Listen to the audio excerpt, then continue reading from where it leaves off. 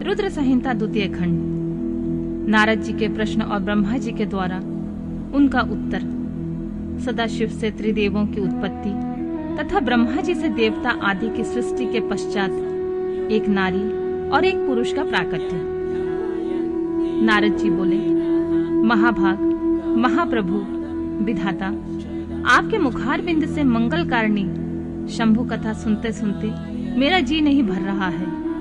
अतः भगवान शिव का सारा चरित्र मुझसे कहिए। संपूर्ण विश्व की सृष्टि करने वाले महादेव, मैं सती की कीर्ति से युक्त शिव का दिव्य चरित्र सुनना चाहता हूँ। शोभाशालिनी सती किस प्रकार दक्ष पत्नी के गर्भ से उत्पन्न हुई, महादेव जी से विवाह का विचार कैसे किया, पूर्व काल में दक्ष के प्रति रोष होने के कारण सती ने अपने शरीर को त्याग कैसे किया, चेतना अवकाश प्राप्त होकर वे फिर हिमालय की कन्या कैसे हुई, पार्वती ने किस प्रकार उग्र तपस्या की और कैसे उनका विवाह हुआ, कामदेव का नाश करने वाले भगवान शंकर के आधे शरीर में वे किस प्रकार स्थान पा सकी। महामते, इन सब बातों को आप विस्तार पूर्वक कहिए। आपके समान कोई दूसरा संशय का निवारण करने वाला ना है ना होगा। ब्रह्मा जी ने कहा, मुने, देव सती और भगवान शिव का शुभ यश परम पावन, दिव्य तथा गोपनीय से भी अत्यंत गोपनीय है। तुम सब मुझसे सुनो। पूर्व काल में भगवान शिव निर्गुण, निर्विकल्प, निराकार, शक्ति रहित, सत और असत से विलक्षण स्वरूप से प्रतिष्ठित थे। फिर वे ही प्रभु सगुण और शक्तिमान होकर विशिष्ट रूप धारण करके स्थित हुए। उनके साथ भगवती उमा विराजमान थीं। प्रियवर, वे भगवान शिव की दिव्य आकृति से सुशोभित हो रहे थे। उनके मन में कोई विकार नहीं था। वे अपने परातत्व स्वरूप में प्रतिष्ठित थे। उनके बाएं अंग से भगवान विष्णु, दाएं अंग से ब्रह्मा और मध्य अंग अर्थात हृदय से रुद्रदेव प्रकट हुए। मैं ब्रह्मा सृष्टि करता हुआ और भगवान विष्णु जगत का पालन करने लगे और स्वयं रुद्र ने संहार का कार्य संभाला। इस प्रकार भगवान सदाशिव स्वयं 3 रूप धारण करके स्थित हुए। उन्हीं की आराधना करके मुझ लोक पितामह ब्रह्मा ने देवता, असुर और मनुष्य आदि संपूर्ण जीवों की सृष्टि की। दक्ष आदि प्रजापतियों और देव शिरोमणियों की सृष्टि करके मैं बहुत प्रसन्न हुआ तथा अपने को सबसे अधिक ऊंचा मानने लगा। मुने, जब मारीच, अत्रि, पुलह, पुलस, अंगिरा, कृतु, वशिष्ठ, नारद, दक्ष और मृगु, इन महान प्रभावशाली मानस पुत्रों को मैंने उत्पन्न किया, तब मेरे हृदय से अत्यंत मनोहर रूप वाली एक सुंदर नारी उत्पन्न हुई, जिसका नाम संध्या था। वह दिन में क्षीर्ण हो जाती, परंतु सायंकाल में उसका रूप सौंदर्य खिल उठता था। वह मूर्तिमती सांध्य संध्या ही थी और निरंतर किसी मंत्र का जाप करती रहती थी। सुंदर भोय वाली वह नारी सौंदर्य के परम सीमा को पहुंची हुई थी और मुनियों के भी मन को मोह लेती थी। इसी तरह मेरे मन से एक मनोहर पुरुष भी प्रकट हुआ, जो अत्यंत अद्भुत था। उसके शरीर का मध्य भाग पतला और दांतों की पंक्तियां बड़ी सुंदर थीं। उसके अंगों से मतवाले हाथी की सी गंध प्रकट होती थी। नेत्र प्रफुल्ल कमल के समान शोभा पाते थे। अंगों में केसर लगा था, जिसकी सुगंध नासिका को तृप्त कर रही थी। उस पुरुष को देखकर दक्ष आदि मेरे सभी पुत्र अत्यंत उत्सुक हो उठे। उनके मन में विस्मय भर गया। जगत की सृष्टि करने वाले मुझ जगदीश्वर ब्रह्मा की ओर देखकर उस पुरुष ने विनय से गर्दन झुका दी और प्रणाम करके कहा। वह पुरुष बोला, ब्राह्मण, मैं कौन सा कार्य करूंगा?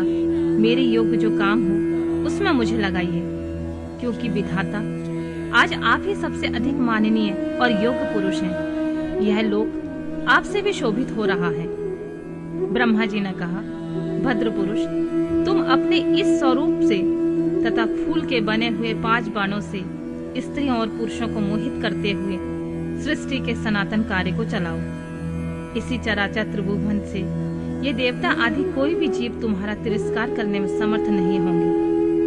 तुम छिपे रूप में प्राणियों के हृदय में प्रवेश करके सदा स्वयं उनके सुख का हेतु बनकर सृष्टि का सनातन कार्य चालू रखो। समस्त प्राणियों का जो मन वह तुम्हारे पुण्यमय वाण का सदा अनायास ही अद्भुत लक्ष्य बन जाएगा। तुम निरंतर उन्हें मनमस्त किए रहोगे। यह मैंने तुम्हारा कर्म बताया है, जो सृष्टि का प्रवर्तक होगा। और तुम्हारे ठीक ठाक नाम क्या होंगे, इस बात को मेरे पुत्र बताएंगे। सुरश्रेष्ठ ऐसा कहकर अपने पुत्रों के मुख की ओर दृष्टिपात करके मैं क्षण भर के लिए अपने कमलमय आसन पर चुपचाप बैठ गया। कामदेव के नामों का निर्देश, उसका रति के साथ विवाह तथा कुमारी संध्या का चरित्र, वशिष्ठ मुनि का चंद्रभाग पर्वत पर उसको तपस्या की विधि बताना। ब्रह्मा जी कहते हैं, मुनि, तदनंतर मेरे अभिप्राय को जानने वाले मारीच आदि मेरे पुत्र सभी मुनियों ने उस पुरुष का उचित नाम रखा। दक्ष आदि प्रजापतियों ने उसका मुंह देखते ही परोक्ष के भी सारे वृतांत जानकर उसे रहने के लिए स्थान और पत्नी प्रदान की। मेरे पुत्र मारीच आदि द्विजों ने उस पुरुष के नाम निश्चित करके उससे यह युक्ति युक्त बात कही। ऋषि बोले, तुम जन्म लेते ही हमारे मन को भी मथने लगे हो, इसीलिए लोक में मम्मत नाम से विख्यात होगे। मनोभव, तीनों लोकों में तुम इच्छा अनुसार रूप धारण करने वाले हो। तुम्हारे समान दूसरा कोई नहीं है। अतः काम रूप होने के कारण तुम काम के नाम से भी विख्यात होगे। लोगों को मदमस्त बना देने के कारण तुम्हारा एक नाम मदन होगा। तुम बड़े दर्प से उत्पन्न हो, इसलिए दर्पक कहलाओगे। और सदर्प होने के कारण जगत में कंदर्प नाम से तुम्हारी ख्याति होगी। समस्त देवताओं का सम्मिलित बाल पराक्रम भी तुम्हारे समान नहीं होगा। अतः सभी स्थानों पर तुम्हारा अधिकार होगा। तुम सर्वव्यापी होगे। जो आदि प्रजापति हैं, वे सब पुरुषों में श्रेष्ठ दक्ष तुम्हारी इच्छा के अनुरूप पत्नी स्वयं देंगे। वह तुम्हारी कामनी तुमसे अनुराग रखने वाली होगी। ब्रह्मा जी ने कहा, मुने, तदनंतर मैं वहां से आदर्श हो गया। इसके बाद दक्ष मेरी बात का स्मरण करके कंदर्प से बोले, कामदेव, मेरे शरीर से उत्पन्न हुई यह कन्या सुंदर रूप और उत्तम गुणों से सुशोभित है। तुम इसे अपनी पत्नी बनाने के लिए ग्रहण करो। यह गुणों की दृष्टि से सर्वथा तुम्हारे योग है। माँ तेजस्वी मनोभव, यह सदा तुम्हारे साथ रहने वाली तथा तुम्हारी रुचि के अनुसार चलने वाली होगी। धर्मतः यह सदा तुम्हारे अधीन रहेगी। ऐसा कहकर दक्ष ने अपने शरीर के पसीने से प्रकट हुई उस कन्या का नाम रति रखकर उसे अपने आगे बैठाया और कंदर्प को संकल्प पूर्वक उसे सौंप दिया। नारद, दक्ष की यह पुत्री रति बड़ी रमणीय और मुनियों के मन को भी मोह लेने वाली थी। उसके साथ विवाह करके कामदेव को भी बड़ी प्रसन्नता हुई। अपनी रति नामक सुंदरी स्त्री को देखकर उसके हाव भाव आदि से अनुरंजित हो कामदेव मोहित हो गया। तात उस समय बड़ा भारी उत्सव होने लगा, जो सबके सुख को बढ़ाने वाला था। प्रजापति दक्ष इस बात को सोचकर बड़े प्रसन्न थे कि मेरी पुत्री इस विवाह से सुखी है। कामदेव को भी बड़ा सुख मिला। उसके सारे दुख दूर हो गए। दक्ष कन्या रति भी कामदेव को पाकर बड़ी प्रसन्न हुई। जैसे संध्या काल में मनोहारिणी विद्युन माला के साथ मेघ शोभा पाता है, उसी प्रकार रति के साथ प्रिय वचन बोलने वाला महादेव बड़ी शोभा पा रहा था। इस प्रकार रति के प्रति भारी मोह से युक्त रतिपति कामदेव ने उसे उसी तरह अपने हृदय के सिंहासन पर बैठाया, जैसे योगी पुरुष योग विद्या को हृदय में धारण करता है। इसी प्रकार पूर्ण चंद्रमुखी रति भी उस श्रेष्ठ पति को पाकर इस तरह सुशोभित हुई, जैसे श्री हरि को पाकर चंद्रनायना लक्ष्मी शोभा पाती है। सूत जी कहते हैं, ब्रह्मा जी का यह कथन सुनकर मुनिश्रेष्ठ नारद मन ही मन बड़े प्रसन्न हुए और भगवान शंकर का स्मरण करके हर्षपूर्वक बोले, महाभाग विष्णु शिष्य महामते विधाता, आपने चंद्रमौली शिव की अद्भुत लीला कही है। अब मैं यह जानना चाहता हूँ कि विवाह के पश्चात जब कामदेव प्रसन्नता पूर्वक अपने स्थान को चला गया, दक्ष भी अपने घर को पधारे तथा आप और आपके मानस पुत्र भी अपने अपने धाम को चले गए, तब पितरों को उत्पन्न करने वाली ब्रह्म कुमारी संध्या कहाँ गई? उसने क्या किया? किस पुरुष के साथ उसका विवाह हुआ? संध्या का यह सब चरित्र विशेष रूप से बताइए। ब्रह्मा जी ने कहा, मुने, संध्या का यह शुभ चरित्र सुनो, जिसे सुनकर समस्त कामनियां सदा के लिए सती साध्वी हो सकती हैं। वह संध्या जो पहले मेरी मानस पुत्री थी, तपस्या करके शरीर को त्याग कर मुनि श्रेष्ठ मेघातिथि की बुद्धिमती पुत्री होकर उत्तम व्रत का पालन करके उस देवी ने ब्रह्मा विष्णु और महेश्वर के कहने से श्रेष्ठ व्रतधारी महात्मा वशिष्ठ को अपना पति चुना। वह सौम्य स्वरूप देने वाली देवी तथा सबकी वंदनीय और पूजनीय श्रेष्ठ पतिव्रता के रूप में विख्यात हुई। नारद जी ने पूछा, भगवान, संध्या ने कैसे, किस लिए और कहाँ तप किया? किस प्रकार शरीर त्याग कर वह मेघातिथि की पुत्री हुई? ब्रह्मा विष्णु और शिव इन तीनों देवताओं के बताए हुए श्रेष्ठ व्रतधारी महात्मा वशिष्ठ को उसने किस तरह अपना पति बनाया? पितामह, यह सब मैं विस्तार के साथ सुनना चाहता हूँ। अरुंधति के इस कौतूहल पूर्ण चरित्र को आप यथार्थ रूप में वर्णन कीजिए। ब्रह्मा जी ने कहा, मुनि, संध्या के मन में एक बार सकाम भाव आ गया था, इसलिए उस साध्वी ने निश्चय किया कि वैदिक मार्ग के अनुसार मैं अग्नि में अपने इस शरीर की आहुति दे दूंगी। आज से इस भूतल पर कोई भी देहधारी उत्पन्न होते ही काम भाव से युक्त ना हो। इसके लिए मैं कठोर तपस्या करके मर्यादा स्थापित करूंगी। तरुणावस्था से किसी पर भी काम का प्रभाव नहीं पड़ेगा, ऐसी सीमा निर्धारित करूंगी। इसके बाद इस जीवन को त्याग दूंगी। मन ही मन ऐसा विचार करके संध्या चंद्रभाग नामक उस श्रेष्ठ पर्वत पर चली गई, जहां से चंद्रभागा नदी का प्रादुर्भाव हुआ। मन में तपस्या का दृढ़ निश्चय लेकर संध्या उस श्रेष्ठ पर्वत को गई हुई जानकर मैंने अपने समीप बैठे हुए वेद वेदांगों के पारंगत विद्वान, सर्वज्ञ, चितात्मा और ज्ञान योगी पुत्र वशिष्ठ से कहा, बेटा वशिष्ठ, मन तपस्विनी संध्या तपस्या की अभिलाषा से चंद्रभाग नामक पर्वत पर गई है। तुम जाओ और उसे विधि पूर्वक दीक्षा दो। तात, वह तपस्या के भाव को नहीं जानती है, इसलिए जिस तरह तुम्हारे यथोचित उपदेश से उसे अभीष्ट लक्ष्य की प्राप्ति हो सके, वैसा प्रयत्न करो। नारद, मैंने दया पूर्वक जब वशिष्ठ को इस प्रकार की आज्ञा दी, तब वे जो आज्ञा कहकर एक तपस्वी ब्रह्मचारी के रूप में संध्या के पास गए। चंद्रभाग पर्वत पर एक देव सरोवर है, जो जलाशयोचित गुणों से परिपूर्ण हो मानसरोवर के समान शोभा पाता है। वशिष्ठ ने उस सरोवर को देखा, उसके तट पर बैठी हुई संध्या पर भी दृष्टिपात किया। कमलों से प्रकाशित होने वाला वह सरोवर तट पर बैठी हुई संध्या से उपलक्षित हो उसी तरह सुशोभित हो रहा था, जैसे प्रदोष काल में उदित चंद्रमा और नक्षत्रों से युक्त आकाश शोभा पाता है। सुंदर भाव वाली संध्या को वहां बैठी देख मुनि ने कौतूहल पूर्वक उस ब्रह्मोल्लित नामक सरोवर को अच्छी तरह से देखा। उसी प्रकार भूत पर्वत के शिखर से दक्षिण समुद्र की ओर जाती हुई चंद्रभागा नदी के भी उन्होंने दर्शन किए। जैसे गंगा हिमालय से निकलकर समुद्र की ओर जाती है, उसी प्रकार चंद्रभाग के पश्चिम शिखर का भेदन करके वह नदी समुद्र की ओर जा रही थी। उस चंद्रभाग पर्वत पर ब्रह्मलोहित सरोवर के किनारे बैठी हुई संध्या को देखकर वशिष्ठ जी ने आदर पूर्वक कहा, भद्रे, तुम इस निर्जन पर्वत पर किस लिए आई हो? किसकी पुत्री हो? तुमने यहाँ क्या करने का विचार किया है? यह सब मैं सुनना चाहता हूँ। यदि छिपाने योग्य बात ना हो तो बताओ। महात्मा वशिष्ठ की यह बात सुनकर संध्या ने उन महात्मा की ओर देखा। वे अपने तेज से प्रज्वलित अग्नि के समान प्रकाशित हो रहे थे। उन्हें देखकर ऐसा जान पड़ता था मानो ब्रह्मचर्य देह धारण करके आ गया हो। वे मस्तक पर जटा धारण किए हुए बड़ी शोभा पा रहे थे।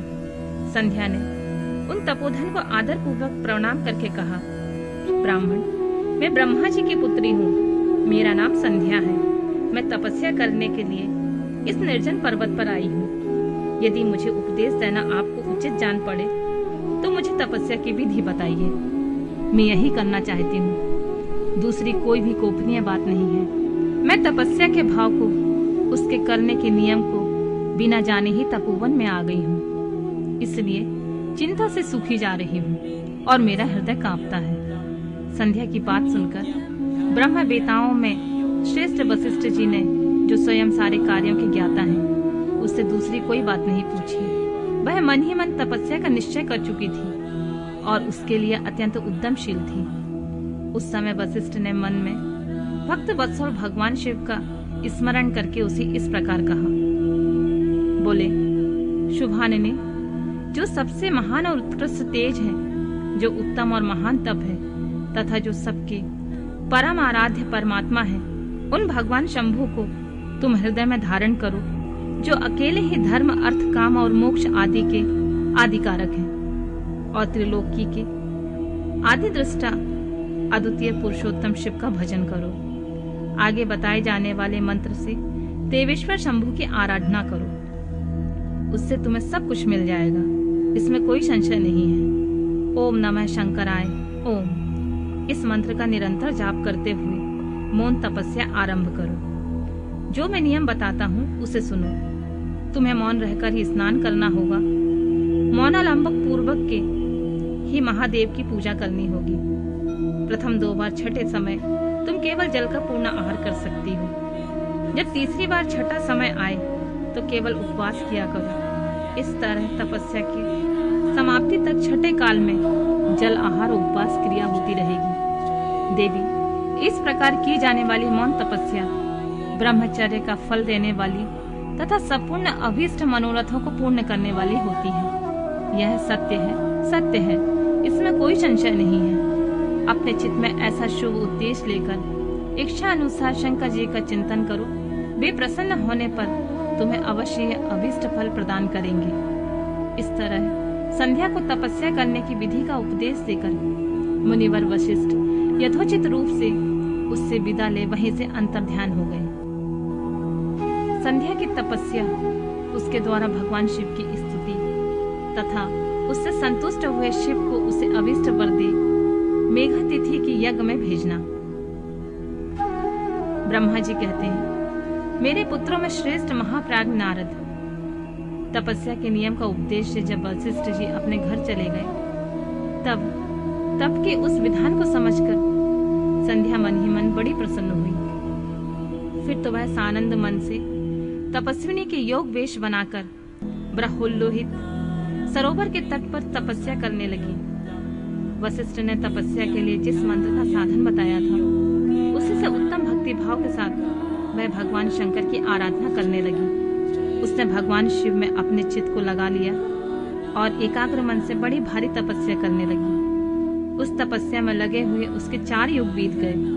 तब भगवान शिव उसकी तपस्या से संतुष्ट होकर बड़े प्रसन्न हुए तथा बाहर, भीतर और आकाश में अपने स्वरूप का दर्शन कराकर जिस रूप का चिंतन करती थी, उसी रूप में उसके आंखों के सामने प्रकट हो गए।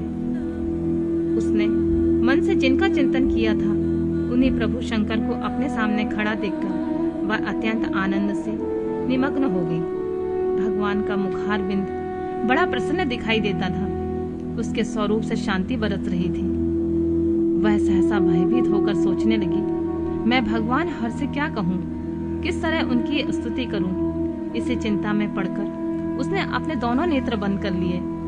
नेत्र बंद कर लेने के पश्चात भगवान शिव ने उसके हृदय में प्रवेश करके उसे दिव्य ज्ञान दिया, दिव्य वाणी और दिव्य दृष्टि प्रदान की। जब उसे दिव्य ज्ञान, दिव्य दृष्टि और दिव्य वाणी प्राप्त हो गई, तब वह कठिनाइयों से ज्ञात होने वाले जगदीश्वर शिव को प्रत्यक्ष देखकर उनकी स्तुति करने लगी और बोली, जो निराकार और परम ज्ञान गम्य है, जो न स्थूल है, न सूक्ष्म है और न उच्च ही है, तथा जिनके स्वरूप का योगी जन अपने हृदय के भीतर चिंतन करते हैं, उन्हीं लोकस्त्रा आप भगवान शिव को नमस्कार है, जिन्हें सर्व कहते हैं, जो शांत स्वरूप, निर्मल, निर्विकार और ज्ञान गम्य है, जो अपने ही प्रकाश में स्थित और प्रकाशित होते हैं, जिनमें विकार का अत्यंत अभाव है, जो आकाश मार्ग की भांति निर्गुण निराकार बताए गए हैं, जिनका रूप अंधकारमय मार्ग से सर्वथा परे है। ओ नित्य प्रसन्न आप भगवान शिव को मैं प्रणाम करती हूँ, जिनका एक रूप शुद्ध बिना माया के प्रकाशवान, सच्चिदानंदमय, सहज निर्विकार, नित्यानंदमय, सत्य ऐश्वर्य से युक्त, प्रसन्न तथा लक्ष्मी जी को देने वाला है। उन आप भगवान शिव को नमस्कार है, जिनके स्वरूप की ज्ञान रूप से ही वो भावना की जाती है, जो इस जगत में सर्वथा भिन्न है एवं सत प्रधान, ध्यान के योग, आत्मस्वरूप सारभूत, सबको पार लगाने वाला तथा पवित्र वस्तुओं में भी परम पवित्र है। उन आप महेश्वर को मेरा नमस्कार, जो आपका स्वरूप शुद्ध, मनोहर, रत्नमय, आभूषणों से विभूषित तथा स्वच्छ कपूर के समान गौर्ण वर्ण है, जिसने अपने हाथों में वर, अभय, शूल तथा मुंड धारण कर रखा है। उस दिव्य चिन्मय सगुण आकार विग्रह से सुशोभित आप योगा युक्त भगवान शिव को नमस्कार है। आकाश, पृथ्वी, दिशाएं, जल, तेज तथा काल, ये जिनके रूप हैं, उन आप परमेश्वर को नमस्कार। प्रधान और पुरुष जिनके शरीर से प्रकट हुए हैं, अर्थात वे दोनों जिनके शरीर हैं, इसलिए जिनका यथार्थ रूप अव्यक्त है, उन भगवान शंकर को बारंबार नमस्कार, जो ब्रह्मा होकर जगत की सृष्टि करते हैं, जो विष्णु होकर संसार का पालन करते हैं तथा जो रुद्र होकर अंत में सृष्टि का संहार करते हैं। उन्हें आप भगवान सदाशिव को बारंबार नमस्कार, जो कारण के भी कारण है, दिव्य अमृत रूप ज्ञान तथा अनिमा एवं ऐश्वर्य प्रदान करने वाले हैं, उन समस्त लोकांतरों को वैभव देने वाले हैं, स्वयं प्रकाश रूप हैं और प्रकृति से परे हैं।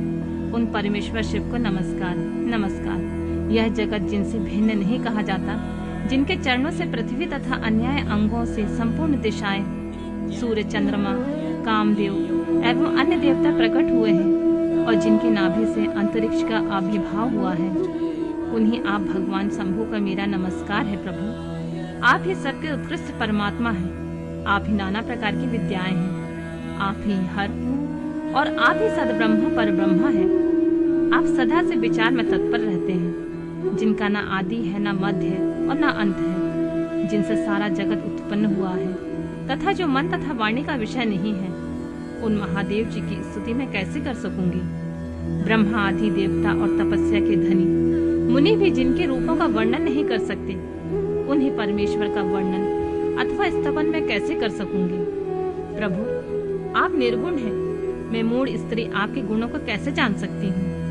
आपका रूप तो ऐसा है जिसे इंद्र सहित संपूर्ण देवता और असुर भी नहीं जानते हैं। महेश्वर, आपको नमस्कार है। तपोमय, आपको प्रणाम है। देवेश्वर शंभु, मुझ पर प्रसन्न होइए, आपको मेरा बारंबार प्रणाम है। ब्रह्मा जी कहते हैं, नारद, संध्या का यह स्तुतिपूर्ण वचन सुनकर उनके द्वारा भली भांति प्रशंसित हुए भक्त वत्सल भगवान परमेश्वर शंकर बहुत प्रसन्न हुए।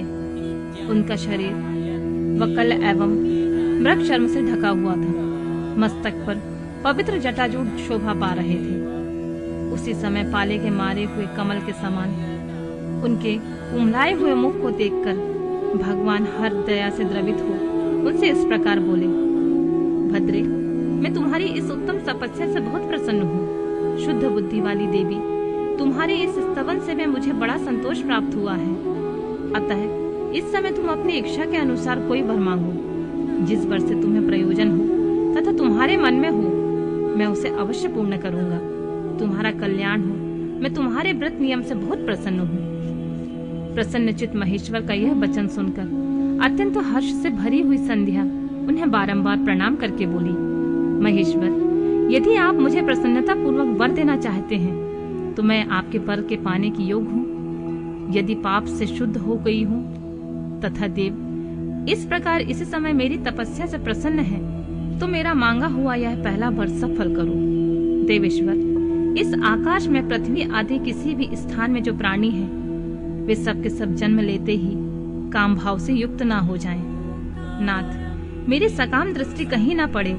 जो मेरे पति हों वे भी मेरे अत्यंत सुहृदय हों। पति के अतिरिक्त जो भी पुरुष मुझे सकाम भाव से देखे, उसके पुरुषत्व का नाश हो जाए, वह तत्काल नपुंसक हो जाए। निष्पाप संध्या का यह वचन सुनकर प्रसन्न हुए भक्त वत्सल भगवान शंकर ने कहा, देवी संध्या सुनो। भद्रे, तुमने जो जो वर मांगा है वह तुम्हारी सब तपस्या से संतुष्ट होकर मैंने दिया है। प्राणियों के जीवन में मुख्यतः 4 अवस्थाएं होती हैं। पहली शैशवावस्था, दूसरी कौमारावस्था, तीसरी यौवनावस्था और चौथी वृद्धावस्था। तीसरी अवस्था प्राप्त होने पर देहधारी जीव काम भाव से युक्त होंगे। कहीं कहीं दूसरी अवस्था के अंतिम भाग में ही प्राणी सकाम हो जाएंगे।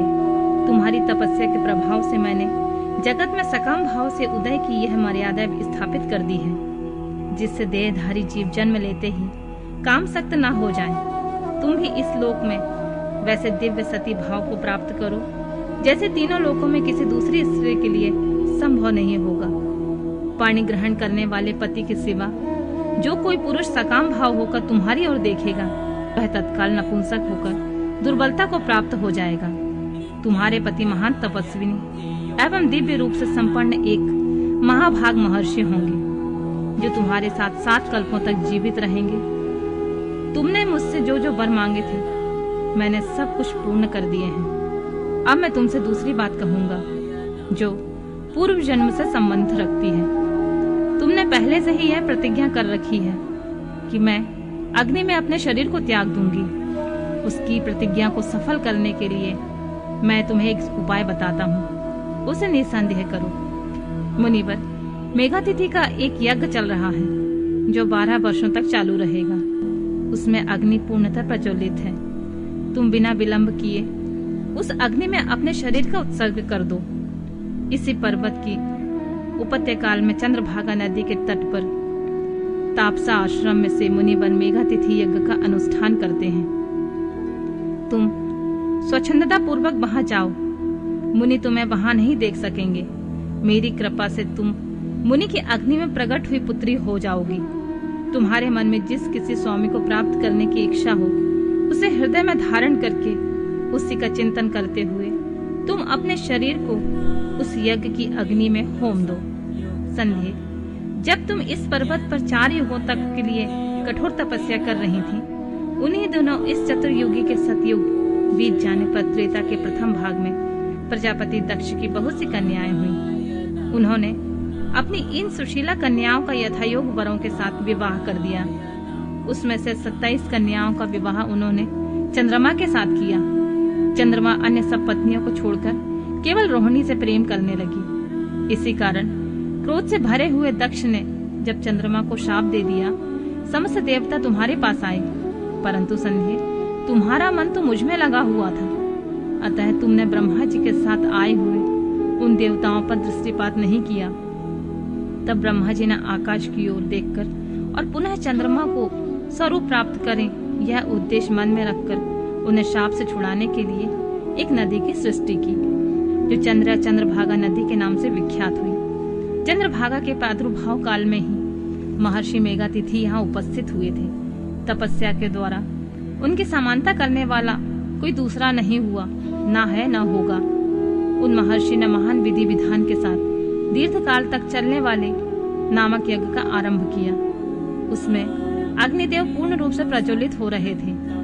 उसी आग में तुम अपने शरीर को डाल दो और परम पवित्र हो जाओ। ऐसा करने से उस समय तुम्हारी वह प्रतिज्ञा पूर्ण हो जाएगी। इसी प्रकार संध्या को उसके हित का उपदेश देकर देवेश्वर भगवान शिव वहां से अंतर्ध्यान हो गए। संध्या की आत्मा आहुति उसका अरुंधति के रूप में अवतीर्ण होकर मुनिवर वशिष्ठ के साथ विवाह करना, ब्रह्मा जी का रुद्र के विवाह के लिए प्रयत्न और चिंता तथा भगवान विष्णु का उन्हें शिवा की आराधना के लिए उपदेश देकर चिंता मुक्त करना। ब्रह्मा जी कहते हैं, नारद, जब वर देकर भगवान अंतर ध्यान हो गए तब संध्या भी उसी स्थान पर चली गई जहां मुनि मेघातिथि यज्ञ कर रहे थे। भगवान शंकर की कृपा से उन्हें किसी ने वहां नहीं देखा। उसने उस तेजस्वी ब्रह्मचारी का स्मरण किया जिसने उसके लोक की तपस्या की विधि का उपदेश दिया था। महामुने, पूर्व काल में महर्षि वशिष्ठ ने मुझ परमेष्टि की आज्ञा से एक तेजस्वी ब्रह्मचारी का वेश धारण करके उसे तपस्या करने के लिए उपयोगी नियमों का उपदेश दिया था। संध्या अपने को तपस्या का उपदेश देने वाले उन्हीं ब्रह्मचारी ब्राह्मण वशिष्ठ को पति रूप से मन में रखकर उस महायज्ञ में प्रज्वलित अग्नि के समीप गई। उस समय भगवान शंकर की कृपा से मुनिया ने उसे नहीं देखा। ब्रह्मा जी की वह पुत्री बड़े हर्ष के साथ उस अग्नि में प्रविष्ट हो गई। उसका पुरोडाशमय शरीर तत्काल दग्ध हो गया। उसके पुरोडाश की अविलक्षित गंध सब ओर फैल गई। अग्नि ने भगवान शंकर की आज्ञा से उसके सुवर्ण जैसे शरीर को जलाकर शुद्ध करके उसे पुनः वायुमंडल में पहुंचा दिया। तब सूर्य ने पितरों और देवताओं की तृप्ति के लिए उसे 2 भागों में विभक्त करके अपने रथ में स्थापित किया। मुनीश्वर, उसके शरीर का ऊपरी भाग प्रातः संध्या हुआ, जिस दिन और रात के बीच में पड़ने वाली आदि संध्या है, तथा उसके शरीर का शेष भाग संध्या काल हुआ, जो दिन और रात के मध्य होने वाली अंतिम संध्या है। साया संध्या सदा ही पितरों को प्रसन्नता प्रदान करने वाली होती है। सूर्योदय से पहले जब अरुणोदय होता है, प्राची के क्षितिज में लाली छा जाती, तो प्रातः संध्या प्रकट होती है, जो देवताओं को प्रसन्न करने वाली होती है। जब लाल कमल के समान सूर्य अस्त हो जाते हैं, उसी समय सदा सांध्य संध्या का उदय होता है, जो पितरों को आनंद प्रदान करने वाली होती है। परम दयालु भगवान शिव ने उसके मन सहित प्राणों को दिव्य शरीर से युक्त देहधारी बना दिया। जब मुनि की यज्ञ की समाप्ति का अवसर आया, तब वह अग्नि की ज्वाला में महर्षि मेघातिथि को तपाए हुए सुवर्ण की सी कांति वाले पुत्री के रूप में प्राप्त हुई। मुनि ने बड़े आमोद के साथ उस समय उस पुत्री को ग्रहण किया। मुनि उन्होंने यज्ञ के लिए उसे नहलाकर अपनी गोद में बिठा लिया। शिष्यों से घिरे हुए महामुनि मेघातिथि को वहां बड़ा आनंद प्राप्त हुआ। उन्होंने उसका नाम अरुंधति रखा। वह किसी भी कारण से धर्म का अवरोध नहीं करती थी, अतः उसी गुण के कारण उन्होंने स्वयं त्रिभुवन विख्यात नाम से प्राप्त किया। महर्षि यज्ञ को समाप्त करके कृतकृत्य होवे मुनि पुत्री की प्राप्ति होने से बहुत प्रसन्न थे। अपने शिष्यों के साथ आश्रम में रहकर सदा उसी का लालन पालन करते थे। देवी अरुंधति चंद्रभागा नदी के तट पर तापसारायण के भीतर मुनिवर मेघातिथि के उस आश्रम में धीरे धीरे बड़ी होने लगी। जब वह विवाह के योग हो गई, तब मैंने विष्णु तथा महेश्वर से मिलकर मुझ ब्रह्मा के पुत्र वशिष्ठ के साथ उसका विवाह करा दिया। ब्रह्मा, विष्णु तथा महेश के हाथों से निकले हुए जल से क्षिप्रा आदि 7 परम नदियां उत्पन्न हुई। मुने मेघातिथि की पुत्री महासाध्वी अरुंधति समस्त पवित्राओं में श्रेष्ठ थी, समस्त पतिव्रताओं में श्रेष्ठ थी। वह महर्षि वशिष्ठ को पति के रूप में पाकर उनके साथ बड़ी शोभा पाने लगी। उससे शक्ति आदि शुभ तथा श्रेष्ठ पुत्र उत्पन्न हुए। मुनि श्रेष्ठ वह प्रियतम पति वशिष्ठ को पाकर विशेष शोभा पाने लगी। मुनि शिरोमणि, इस प्रकार मैंने तुम्हारे समक्ष संध्या के पवित्र चरित्र का वर्णन किया, जो समस्त कामनाओं के फलों को देने वाला परम पावन और दिव्य है। जो स्त्री या शुभ व्रत का आचरण करने वाला पुरुष इस प्रसंग को सुनता है, वह संपूर्ण कामनाओं को प्राप्त कर लेता है, अथवा विचार करने की आवश्यकता नहीं होती। प्रजापति ब्रह्मा की यह बात सुनकर नारद जी का मन बहुत प्रसन्न हो गया और वे बोले, ब्राह्मण, आपने अरुंधति की पूर्व जन्म में उस स्वरूप भूता संध्या की बड़ी दिव्य कथा सुनाई है, जो शिव भक्ति की वृद्धि करने वाली है। धर्मज्ञ, अब आप भगवान शिव के उस परम पवित्र चरित्र का वर्णन कीजिए, जो दूसरों के पापों का विनाश करने वाला उत्तम तथा मंगलदायक है। जब कामदेव रति से विवाह करके हर्ष पूर्वक चला गया, दक्ष आदि अन्य मुनि भी जब अपने अपने स्थान को पधारे और जब संध्या तपस्या करने के लिए चली गई, उसके बाद क्या हुआ? ब्रह्मा जी ने कहा, प्रियवन नारद, तुम धन्य हो, भगवान शिव के सेवक हो। अतः शिव की लीला से युक्त जो उसका शुभ चरित्र है, उसे भक्ति पूर्वक सुनो। तात, पूर्व काल में एक बार जब मैं मोह में पड़ गया और भगवान शंकर ने मेरा उपहास किया, तब मुझे बड़ा क्षोभ हुआ। वस्तुतः शिव की माया ने मुझे मोह लिया था, इसलिए मैं भगवान शिव के प्रति ईर्ष्या करने लगा था। किस प्रकार, सो बताता हूँ, सुनो। मैं उस स्थान पर गया जहाँ दक्ष राज मुनि उपस्थित थे। वहीं रति के साथ कामदेव भी था। नारद, उस समय मैंने बड़ी प्रसन्नता के साथ दक्ष तथा दूसरे पुत्रों को संबोधित करके वार्तालाप आरंभ किया। उस वार्तालाप के समय मैं शिव की माया से पूर्णतः मोहित था। अतः मैंने कहा, पुत्रों, तुम्हें ऐसा प्रयत्न करना चाहिए जिससे महादेव जी किसी कामनीय कांति वाली स्त्री का परिग्रहण करें। इसके बाद मैंने भगवान शिव को मोहित करने का भार रति सहित कामदेव को सौंपा। कामदेव ने मेरी आज्ञा मानकर कहा, प्रभु, सुंदर स्त्री ही मेरा अस्त्र है, अतः शिव जी को मोहित करने के लिए किसी नारी की सृष्टि कीजिए। यह सुनकर मैं चिंता में पड़ गया और लंबी सांस खींचने लगा। मेरे उस निश्वास से राशि राशि पुष्पों से विभूषित बसंत का प्रादुर्भाव हुआ। बसंत और मलयानिल ये दोनों मदन के सहायक हुए। उनके साथ जाकर कामदेव ने वामदेव को मोहने का बारंबार चेष्टा की, परंतु उन्हें सफलता नहीं मिली। जब वे निराश होकर लौट आया तब उसकी बात सुनकर मुझे बड़ा दुख हुआ। उस समय मेरे मुख से जो निस्सहाय वायु चल रही थी उससे मार्गणों की उत्पत्ति हुई। उन्हें मदन की सहायता के लिए आदेश देकर मैंने पुनः उन सबको शिव जी के पास भेजा, परंतु महान प्रयत्न करने पर भी वे भगवान शिव को मोह में न डाल सके। काम सपरिवार लौट आया और मुझे प्रणाम करके अपने स्थान को चला गया। उसके चले जाने पर मैं मन ही मन सोचने लगा, निर्विकार तथा मन को वश में रखने वाले योग परायण भगवान शंकर किसी स्त्री को अपनी सहधर्मिणी बनाना कैसे स्वीकार करेंगे। यह सोचते सोचते मैंने भक्ति भाव से उन भगवान श्री हरि का स्मरण किया, जो साक्षात शिवमय रूप तथा मेरे शरीर के जन्मदाता हैं। मैंने दीन वचनों से युक्त शुभ स्तोत्रों द्वारा उनकी स्तुति की। उस स्तुति को सुनकर भगवान शीघ्र मेरे सामने प्रकट हो गए। उनकी 4 भुजाएं शोभा पाती थी, नेत्र प्रफुल्ल कमल के समान थे। उन्होंने हाथों में शंख चक्र गदा और पद्य ले रखे थे। उनके श्याम शरीर पर पीतांबर की बड़ी शोभा हो रही थी। वे भगवान श्री हरि भक्त प्रिय हैं, अपने भक्त उन्हें बहुत प्यारे हैं। सबके उत्तम शरण दाता उन श्री हरि को उस रूप में देखकर मेरे नेत्रों से प्रेम की धारा बहने लगी और मैं गदगद कंठ से बारंबार उनकी स्तुति करने लगा। मेरे उस स्तोत्र को सुनकर अपने भक्तों के दुख को दूर करने वाले भगवान विष्णु बहुत प्रसन्न हुए। शरण में आए हुए मुझ ब्रह्मा से बोले, महाप्राज्ञ विधाता, लोक दृष्टा ब्राह्मण, तुम धन्य हो। बताओ, तुमने किस लिए आज मेरा स्मरण किया है?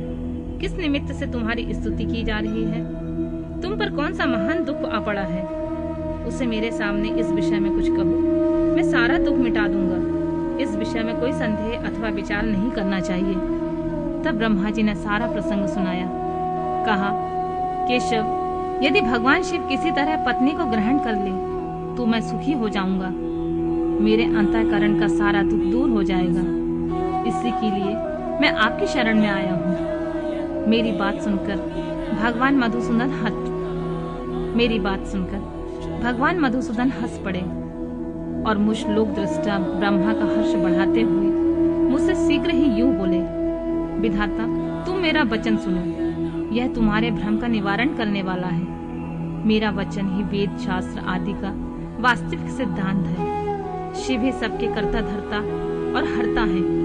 वे ही परात्पर है, पर ब्रह्मा, परेश, निर्गुण, नित्य, निर्विकार, अद्वितीय, अच्युत, अनंत, सबका अंत करने वाले स्वामी और सर्वव्यापी परमात्मा एवं परमेश्वर हैं। सृष्टि पालन के संहार के कर्ता, तीनों गुणों से आश्रम देने वाले व्यापक ब्रह्मा, विष्णु और महेश के नाम से प्रसिद्ध रजोगुण, सत्वगुण तथा तमोगुण से परे, माया से ही भेद युक्त प्रतीत होने वाले निरीह, माया रहित, माया के स्वामी या प्रेरक, चतुर्सगुण, स्वतंत्र आत्मा, आनंद स्वरूप, निर्विकल्प, आत्माराम, निद्वंद, भक्ति परवश, सुंदर विग्रह से सुशोभित योगी, नित्य योग परायण, योग मार्गदर्शक, गर्वहारी, लोकेश्वर तथा सदा दीन वत्सल है। तुम उन्हीं की शरण में जाओ।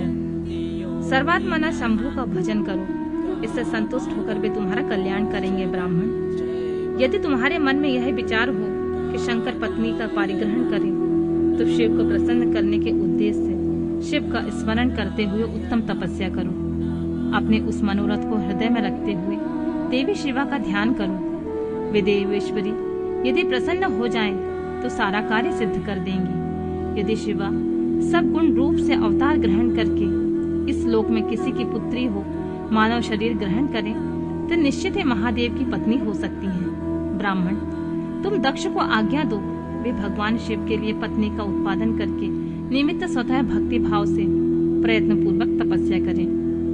तात शिवा और शिव दोनों के भक्तों के अधीन जानना चाहिए। वे निर्गुण परब्रह्म स्वरूप होते हुए स्वेच्छा से सगुण हो जाते हैं। विधे भगवान शिव की इच्छा से प्रकट हुए हम दोनों ने जब उनसे प्रार्थना की थी, तब पूर्व काल में भगवान शंकर ने जो बात कही थी उसे याद करो। ब्राह्मण, अपनी शक्ति से सुंदर लीला विहार करने वाले निर्गुण शिव ने स्वेच्छा से सगुण होकर मुझको और तुमको प्रकट करने के पश्चात तुम्हें तो सृष्टि कार्य करने का आदेश दिया और उमा सहित उन अविनाशी सृष्टिकर्ता प्रभु ने मुझे उस सृष्टि का पालन करने का कार्य सौंपा। फिर नाना लीला विशारद उन्हें दयालु स्वामी ने हंसकर आकाश की ओर देखते हुए बड़े प्रेम से कहा, विष्णु, मेरा उत्कृष्ट रूप इन विधाता के अंग से इस लोक में प्रकट होगा, जिसका नाम रुद्र होगा। रुद्र का रूप ऐसा होगा जैसा मेरा है, वह मेरा पूर्ण रूप होगा। तुम दोनों को सदा उसकी पूजा करनी चाहिए। वह तुम दोनों के संपूर्ण मनोरथों की सिद्धि करने वाला होगा। वही जगत का प्रलय करने वाला होगा। वह समस्त गुणों से दृष्टा, निर्विकेश एवं उत्तम योग का पालक होगा। यद्यपि तीनों देवता मेरे ही रूप हैं, तथापि विशेषतः रुद्र मेरा पूर्ण रूप होगा। पुत्रों, देवी उमा के 3 रूप होंगे। एक रूप का नाम लक्ष्मी होगा, जो श्री हरि की पत्नी होंगी। दूसरा रूप ब्रह्म पत्नी सरस्वती। तीसरा रूप सती के नाम से प्रसिद्ध होगा। सती उमा का पूर्ण रूप होंगी। वे ही भावी रुद्र की पत्नी होंगी। ऐसा कहकर भगवान महेश्वर हम पर कृपा करने के पश्चात वहां से अंतर ध्यान हो गए और हम दोनों सुखपूर्वक अपने अपने कार्य में लग गए। रुद्र नाम से अवतीर्ण हुए। वे इस समय कैलाश पर्वत पर निवास करते हैं। प्रजेश्वर, अब शिवा भी सती के नाम से अवतीर्ण होने लगी, अतः तुम्हें उनके उत्पादन के लिए प्रयत्न करना चाहिए। ऐसा कहकर मुझ पर भारी दया करके भगवान विष्णु अंतर ध्यान हो गए और मुझे उनकी बातें सुनकर बड़ा आनंद प्राप्त हुआ। दक्ष की तपस्या और देवी शिवा का उन्हें वरदान देना। नारद जी ने पूछा, पूज्य पिताजी, दृढ़तापूर्वक उत्तम व्रत का पालन करने वाले दक्ष ने तपस्या करके देवी से कौन सा वर प्राप्त किया तथा वे देवी किस प्रकार दक्ष की कन्या हुई? ब्रह्मा जी ने कहा, नारद, तुम धन्य हो। इन सभी मुनियों के साथ भक्ति पूर्वक इस प्रसंग को सुनो। मेरी आज्ञा पाकर उत्तम बुद्धि वाले महाप्रजापति दक्ष ने क्षीर सागर के उत्तर तट पर स्थित हो देवी जगदम्बिका को पुत्री के रूप में प्राप्त करने की इच्छा से तथा उनके प्रत्यक्ष दर्शन की कामना के लिए उन्हें हृदय मंदिर में विराजमान करके तपस्या प्रारंभ की। दक्ष ने मन को संयम में रखकर दृढ़ता पूर्वक कठोर व्रत का पालन करते हुए सोच संतोष आदि नियम से युक्त हो 3000 दिव्य वर्षों तक तप किया। वे कभी जल पीकर रहते, कभी हवा पीते, कभी सर्वथा उपवास करते थे। भोजन के नाम पर कभी सूखे पत्ते भी चबा लेते थे। मुनि श्रेष्ठ नारद तदनंतर यम नियम आदि से युक्त जगदम्बा की पूजा में लगे हुए दक्ष को देवी शिवा ने प्रत्यक्ष दर्शन दिए। जगत जननी जगदम्बा का प्रत्यक्ष दर्शन पाकर प्रजापति दक्ष ने अपने आप को कृतकृत्य माना। वे कालिका देवी सिंह पर आरूढ़ थी। उनकी अंग कांति श्याम थी, मुख बड़ा ही मनोहर था। वे 4 भुजाओं से युक्त थी, हाथों में वरद अभय नील कमल और खड़ग धारण किए हुए थी। उनकी मूर्ति बड़ी मनोहारिणी थी। नेत्र कुछ कुछ लाल थे, खुले हुए केश सुंदर दिखाई देते थे। उत्तम प्रभा से प्रकाशित होने वाली उस जगदम्बा को भली भांति प्रणाम करके दक्ष ने विचित्र वचन वलियों द्वारा उनकी स्तुति की और कहा, जगदम्बा, महामाये, जगदीश महेश्वरी, आपको मेरा नमस्कार। आपने कृपा करके मुझे अपने स्वरूप का दर्शन कराया है। भगवती आद्य मुझ पर प्रसन्न होइए। शिव रूपणी प्रसन्न होइए। भक्ति वरदायिनी प्रसन्न होइए। जगत जननी, आपको मेरा नमस्कार है। ब्रह्मा जी कहते हैं, मुने, संयत चित्त वाले दक्ष की इस प्रकार की स्तुति करने पर महेश्वरी शिवा ने स्वयं ही उनके अभिप्राय को जान लिया, तो भी दक्ष से इस प्रकार कहा, दक्ष, तुम्हारी इस उत्तम भक्ति से मैं बहुत संतुष्ट हूँ। तुम अपना मनोवांछित फल मांगो। तुम्हारे देने के लिए मुझे कुछ भी अदेय नहीं है।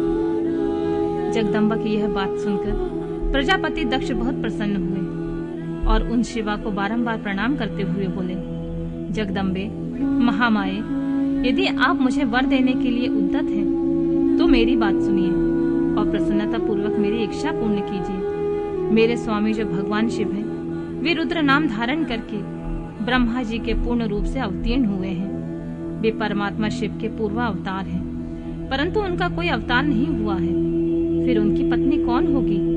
अतः शिवे, इस भूतल पर अवतीर्ण होकर उन महेश्वर को अपने रूप लावण्य से मोहित कीजिए। देवी, आपके सिवा कोई भी दूसरी स्त्री रुद्रदेव को कभी मोहित नहीं कर सकती, इसलिए आप मेरी पुत्री होकर इस समय महादेव की पत्नी होइए। इस प्रकार सुंदर लीला करके आप हर मोहिनी भगवान शिव को मोहित करने वाली बनिए। देवी, यही मेरे लिए वर है। यह केवल मेरे स्वार्थ की बात हो ऐसा नहीं सोचना चाहिए। इसमें मेरे ही साथ संपूर्ण जगत का भी हित है। ब्रह्मा, विष्णु और शिव से ब्रह्मा की प्रेरणा से मैं यहाँ आया हूँ। प्रजापति दक्ष का यह वचन सुनकर जगदम्बिका शिवा हंस पड़ी और मन ही मन भगवान शिव का स्मरण करके यूं बोली, तात, प्रजापति दक्ष, मेरी उत्तम बात सुनो।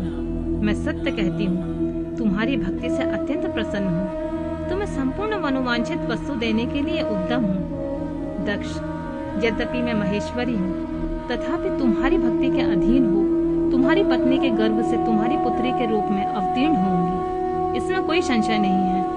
अनद, मैं अत्यंत दुस्सह तपस्या करके ऐसा प्रयत्न करूंगी जिससे महादेव जी का वर पाकर उनकी पत्नी हो जाऊं। इसके सिवा और किसी उपाय से कार्य सिद्ध नहीं हो सकता, क्योंकि वे भगवान सदाशिव सर्वथा निर्विकार हैं, ब्रह्मा और विष्णु के सैव्य हैं तथा नित्य परिपूर्ण ही हैं। मैं सदा उनकी दासी और प्रिया हूँ।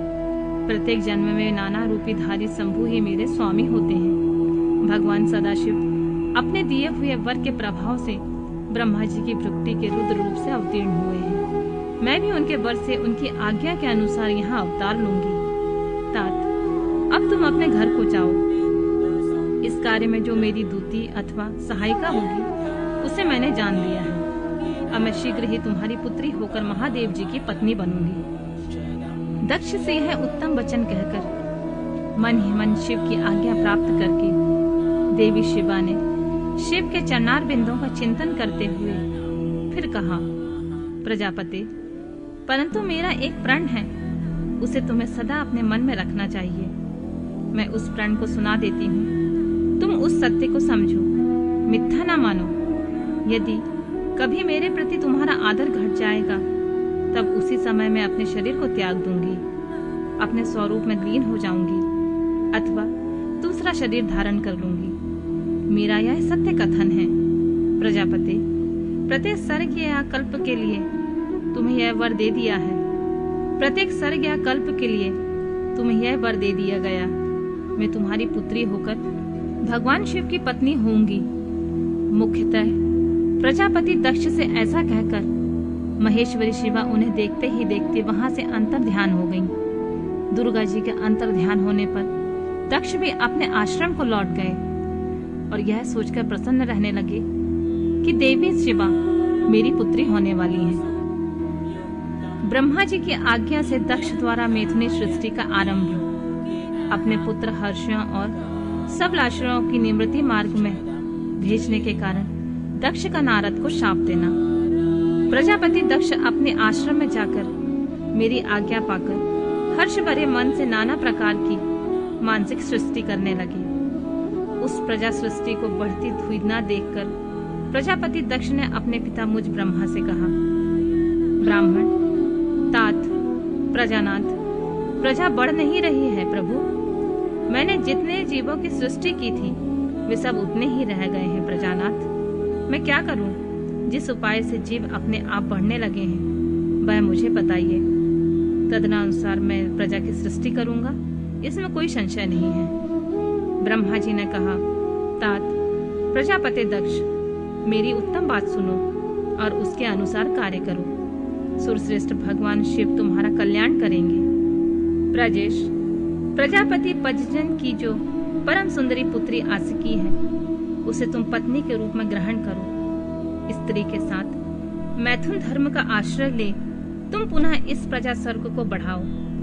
आसिकी जैसी कामनी के गर्भ से बहुत सी संतानें उत्पन्न कर सकोगे। तदंतर मैथुन धर्म से प्रजा की उत्पत्ति करने के उद्देश्य से प्रजापति दक्ष ने मेरी आज्ञा के अनुसार वीरण प्रजापति की पुत्री के साथ विवाह किया। अपनी पत्नी वीरणी के गर्भ से प्रजापति दक्ष ने 10,000 पुत्र उत्पन्न किए, जो हैश्रव कहलाए।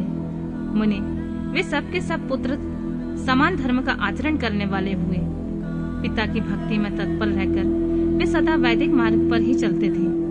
एक समय पिता ने उन्हें प्रजा की सृष्टि करने का आदेश दिया। तात, तब वे सभी दक्षायण नामधारी पुत्र सृष्टि के उद्देश्य से तपस्या करने के लिए पश्चिम दिशा की ओर गए। वहां नारायण सर नामक परम पावन तीर्थ है, जहां दिव्य सिंधु नदी का समुद्र का संगम हुआ है। उस तीर्थ जल का ही निकट से स्पर्श करते हुए अंतःकरण शुद्ध एवं ज्ञान से संपन्न हो गया।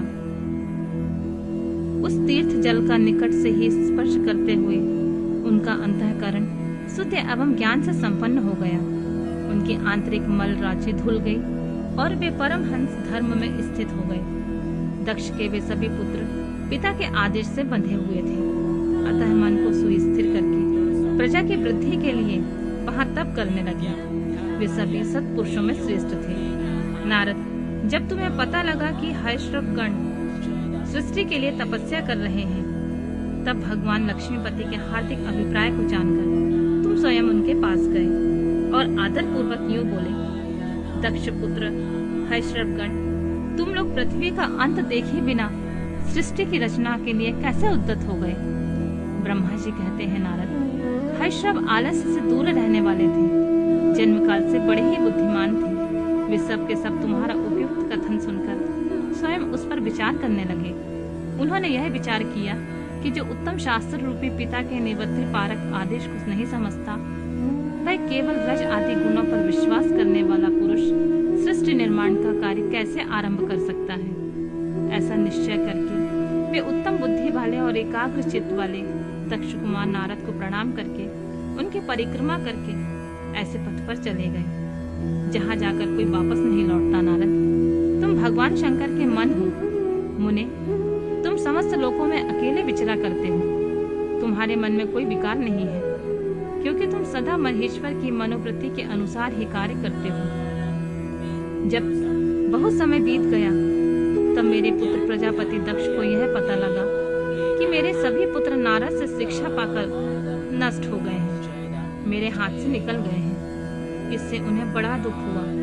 वे बार बार यही कहने लगे, उत्तम संतानों का पिता होना शोक का ही स्थान है, क्योंकि श्रेष्ठ पुत्रों के बिछुड़ जाने से पिता को भी बड़ा कष्ट होता है। शिव की माया से मोहित होने से दक्ष को पुत्र वियोग के कारण बहुत शोक होने लगा। तब मैंने अपने बेटे को दक्ष को बड़े प्रेम से समझाया और सांत्वना दी। देव का विधान प्रबल होता है इत्यादि बातें बताकर उनके मन को शांत किया। मेरे सांत्वना देने पर दक्ष पुनः पजजनन कन्या आशिकी के गर्भ से शल्वाश्रव नाम के एक सहस्त्र पुत्र उत्पन्न किए।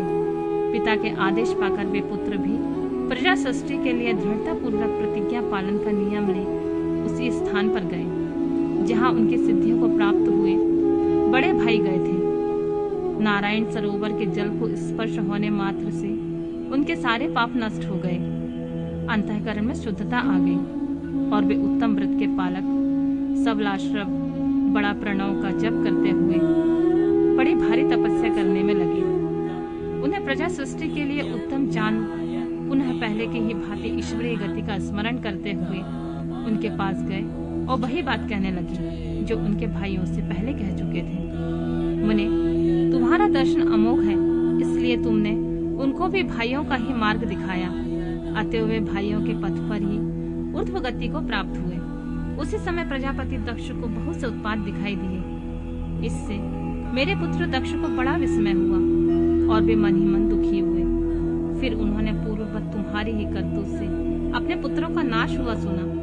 इससे उन्हें बड़ा आश्चर्य हुआ और वे पुत्र शोक से मूर्छित हो अत्यंत कष्ट का अनुभव करने लगे। फिर दक्ष ने तुम पर बड़ा क्रोध किया और कहा, वह नारद बड़ा दुष्ट है। देववश उसी समय तुम दक्ष पर अनुग्रह करने के लिए वहां पहुंचे। तुम्हें देखते ही शोभा युक्त से वेश दक्ष के ओठ रोज से फड़कने लगे। तुम्हें सामने पाकर वे धिक्कारने लगे और निंदा करने लगे।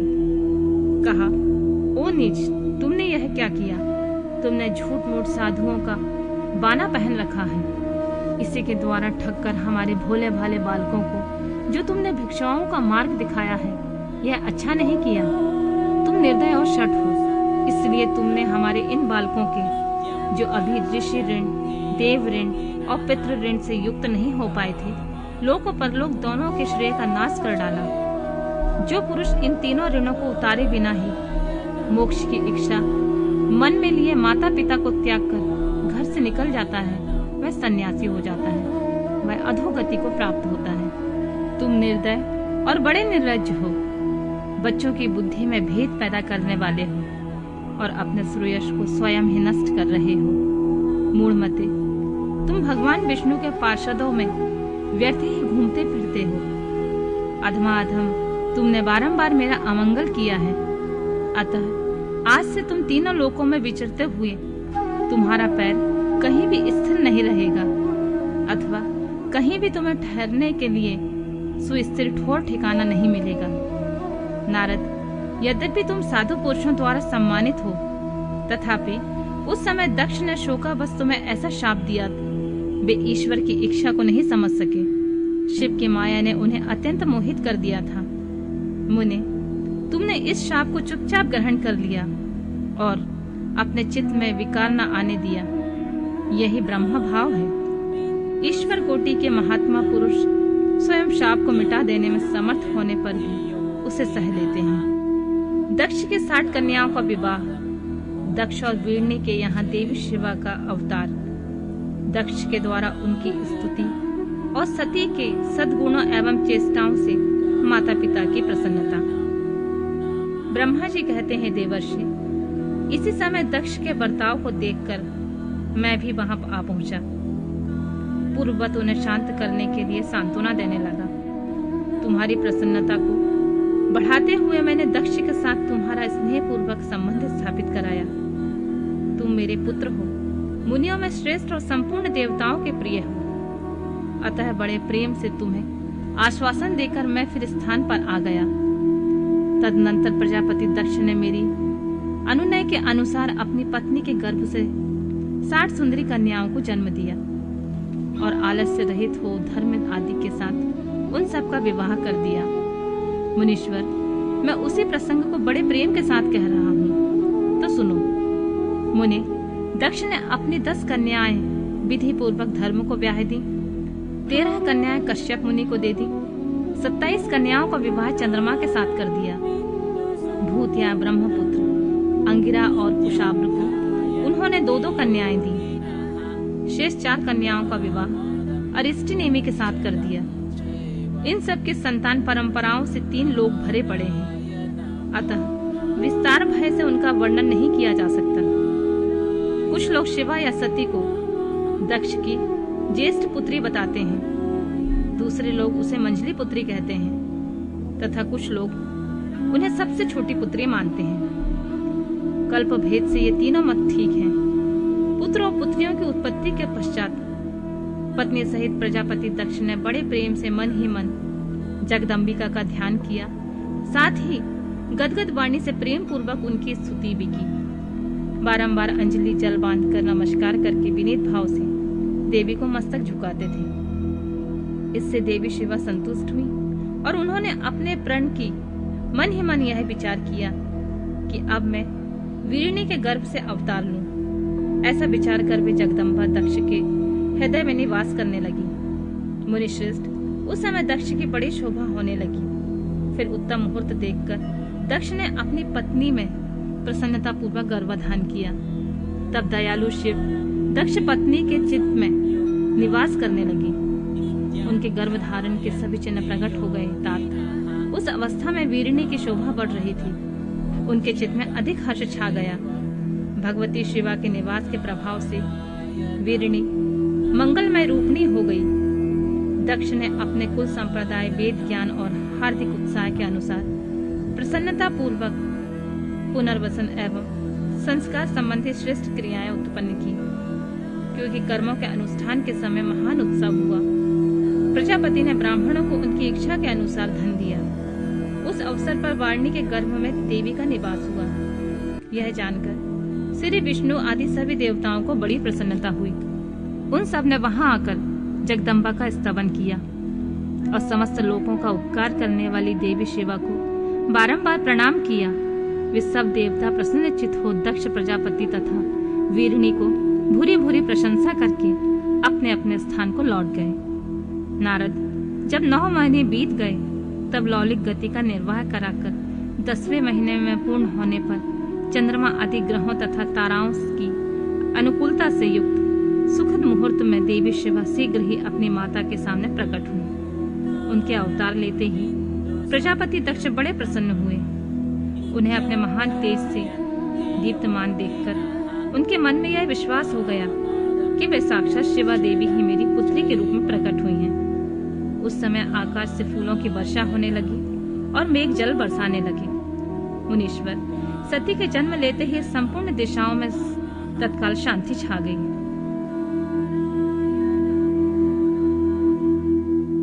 देवता आकाश में खड़े होकर मांगलिक बाजे बजाने लगे। अग्निशालाओं में बुझी हुई अग्नियां सहसा प्रज्वलित हो उठी और सब कुछ मंगलमय हो गया। वारिणी के गर्भ से साक्षात जगदम्बा को प्रकट हुई देखकर दक्ष ने दोनों हाथ जोड़कर नमस्कार किया और बड़ी भक्ति भाव से उनकी स्तुति की। बुद्धिमान दक्ष की स्तुति करने पर जगत माता शिवा उसी समय दक्ष से इस प्रकार बोली, जिससे माता वारिणी न सुन सके।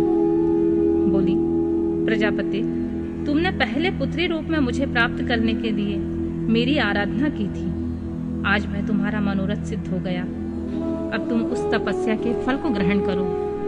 उस समय दक्ष से ऐसा कहकर देवी ने अपनी माया से शिशु रूप धारण कर लिया और शैशव भाव को प्रकट करती हुई वहां रोने लगी। उस बालिका का रोदन सुनकर सभी स्त्रियां और दासियां बड़े प्रेम से वेगपूर्वक प्रसन्नता पूर्वक वहां आईं। आशिकी की पुत्री का अलौकिक रूप देखकर उन सभी स्त्रियों को बड़ा हर्ष हुआ। नगर के सब लोग उस समय जय जयकार करने लगे। गीत और वाद्यों के साथ बड़ा भारी उत्सव होने लगा। पुत्री का मनोहर मुख देखकर सबको बड़ी प्रसन्नता हुई। दक्ष ने वैदिक और कुलोचित आचार का विधि पूर्वक अनुष्ठान किया। ब्राह्मणों को दान दिया और दूसरों को भी धन बांटा। सब और यथोचित गान और नृत्य होने लगी। भली भांति मंगल कृत्यों के साथ बहुत से बाजे बजने लगे। उस समय दक्ष ने समस्त गुणों की सत्ता से प्रशंसित होने वाली अपनी उस पुत्री का नाम प्रसन्नता पूर्वक उमा रखा। तदनंतर संसार में लोगों की ओर से उसकी ओर भी नाम प्रचलित किए गए, जो सबके सब महान मंगलदायक तथा विशेषतः समस्त दुखों का नाश करने वाले हैं। वीरिणी और महात्मा दक्ष अपनी पुत्री का पालन करने लगे तथा वह शुक्ल पक्ष की चंद्रमा के समान दिनों दिन बढ़ने लगी।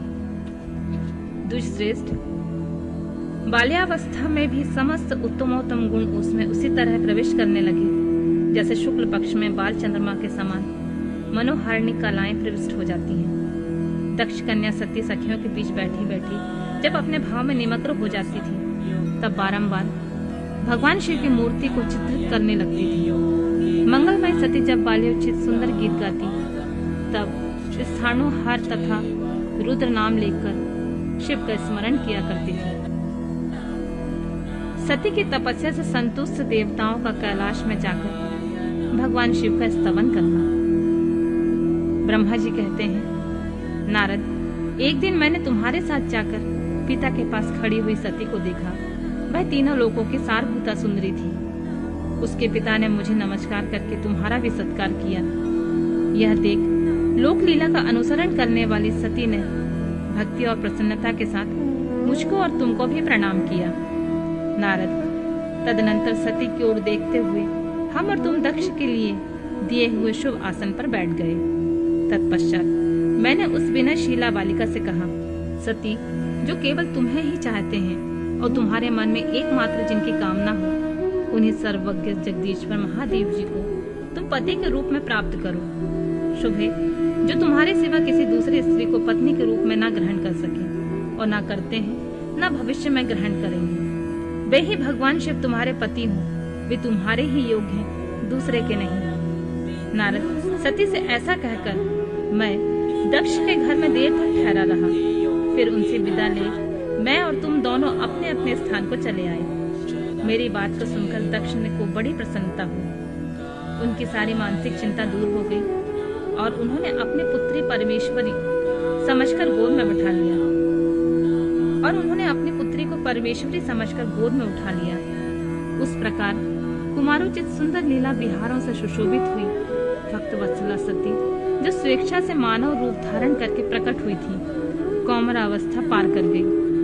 बाल्यावस्था बिताकर किंचित युवावस्था को प्राप्त हुई सती अत्यंत तेज एवं शोभा से संपन्न हो संपूर्ण अंगों से मनोहर दिखाई देने लगी। लोकेश दक्ष ने देखा कि सती के शरीर में युवा अवस्था के लक्षण प्रकट होने लगे हैं। तब उनके मन में यह चिंता हुई कि मैं महादेव जी के साथ इनका विवाह कैसे करूं। सती स्वयं भी महादेव को पाने के लिए प्रतिदिन अभिलाषा रखती थी।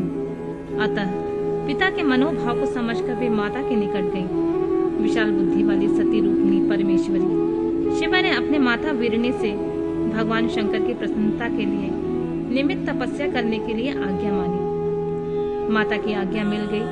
अतः दृढ़ता पूर्वक व्रत का पालन करने वाली सती ने महेश्वर को पति के रूप में प्राप्त करने के लिए अपने घर पर ही उनकी आराधना आरंभ की। अश्विन माघ में नंदा, प्रतिपदा, शती और एकादशी तिथियों में उन्होंने भक्ति पूर्वक गुड़ और भात और नमक चढ़ाकर भगवान शिव का पूजन किया।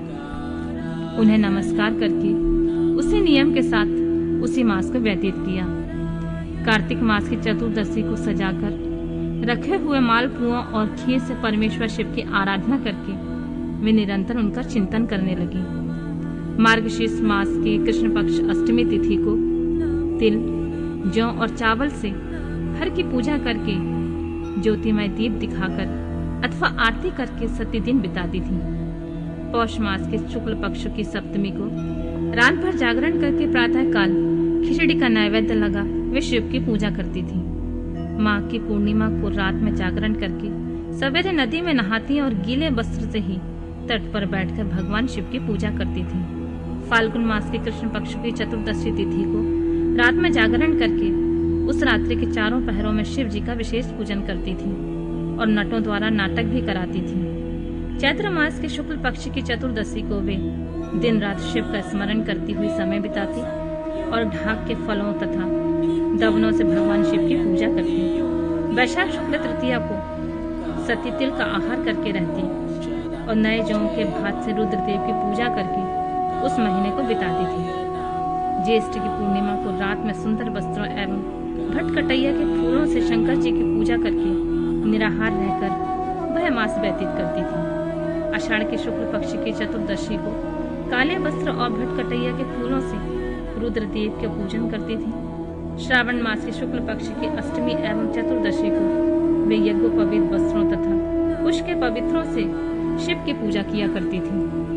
भाद्र मास के कृष्ण पक्ष की त्रयोदशी तिथि को नाना प्रकार के फूलों और फलों से शिव का पूजन करती। सती चतुर्दशी तिथि को केवल जल का आहार करती थी। भांति भांति के फूल, फलों और उस समय उत्पन्न होने वाले अन्नों द्वारा शिव की पूजा करती और महीने भर अत्यंत नियमित आहार करके केवल जप में लगी रहती थी। सभी महीनों में सारे दिन सती शिव की आराधना में संलग्न रहती थी।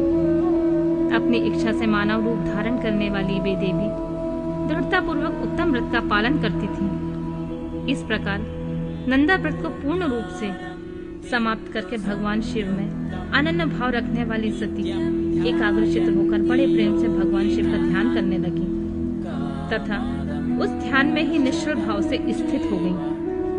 मुने, इस समय सब देवता ऋषि भगवान विष्णु और मुझको आगे करके सती की तपस्या देखने के लिए गए।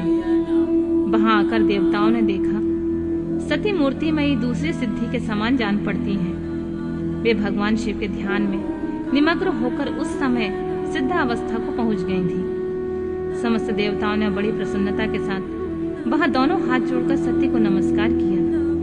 मुनियों ने भी मस्तक झुकाए तथा श्री हरि आदि के मन में प्रीति उमड़ आई। श्री विष्णु आदि सब देवताओं और मुनि आश्चर्यचकित हो सती देवी की तपस्या की भूरी भूरी प्रशंसा करने लगे। फिर देवी को प्रणाम करके वे देवता और मुनि तुरंत ही गिरिश्रेष्ठ कैलाश को गए, जो भगवान शिव को बहुत प्रिय है। सावित्री के साथ और लक्ष्मी के साथ भगवान वासुदेव भी प्रसन्नता पूर्वक महादेव जी के निकट गए। वहां जाकर भगवान शिव को देखते ही बड़े वेग से प्रणाम करके सब देवताओं ने दोनों हाथ जोड़कर विनीत भाव से नाना प्रकार के स्तोत्रों द्वारा उनकी स्तुति करके अंत में कहा, प्रभु, आपके सत्व, रज तथा तम नामक 3 शक्तियां हैं। उनके राग आदि वेग असहा हैं। वेद त्रयी अथवा लोक त्रयी आपका स्वरूप है। आप शरणागतों के पालक हैं तथा आपकी शक्ति बहुत बड़ी है, उसकी कहीं कोई सीमा नहीं है। आपको नमस्कार है दुर्गापते। जिनकी इंद्रियां दुष्ट हैं, बस में नहीं हो पाती हैं, उनके लिए आपकी प्राप्ति का कोई मार्ग सुलभ नहीं है। आप सदा भक्तों के उद्धार में तत्पर रहते हैं। आपका तेज छिपा हुआ है। आपको नमस्कार है। आपकी माया शक्ति रूपा जो अहम बुद्धि है, उसकी आत्मा का स्वरूप ढक गया है।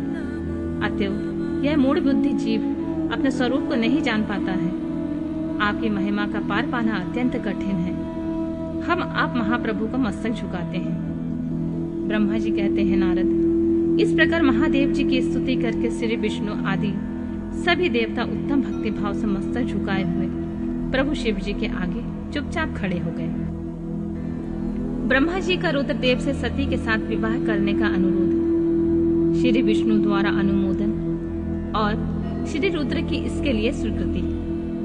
ब्रह्मा जी कहते हैं, श्री विष्णु आदि देवताओं द्वारा की हुई उस स्तुति को सुनकर सबकी उत्पत्ति के हिमभूत भगवान शंकर बड़े प्रसन्न हुए और जोर जोर से हंसने लगे।